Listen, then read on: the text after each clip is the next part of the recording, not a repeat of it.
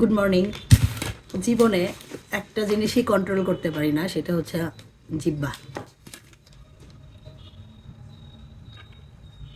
গরম ভাত, যাই হোক আজকে 4 দিন পর ভাত খাচ্ছি।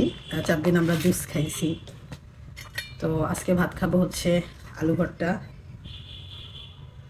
সিম ভর্তা আর ঘি আছে। ঘি আর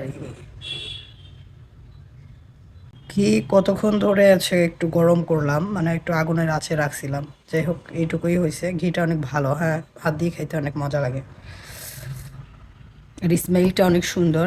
এখানে হচ্ছে যে মুরগির মাংস হচ্ছে ইয়া করে রাখছে, ভাজা ভাজা করে রাখছে। আলু ভর্তাটা ওইটাতে খেতেও ভালো লাগবে।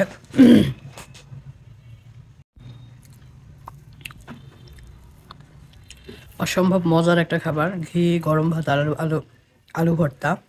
উম,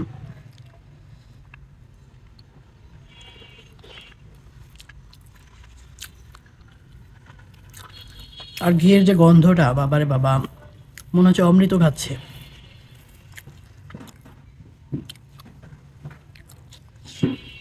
অনেক মজা লাগে রে। এগুলো খাবার রেখে কি ডায়েট করতে ইচ্ছা করে?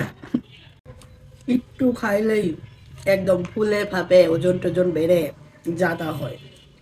যে ভাজা ভাজা মুরগির মাংস, সাথে আলু ভর্তা, ইস কি যে মজা লাগে এদের।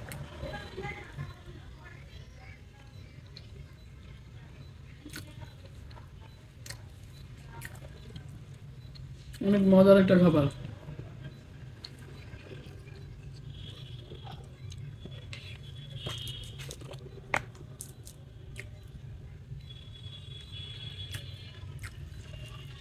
চামচ দিয়ে বের করে নিতে হবে।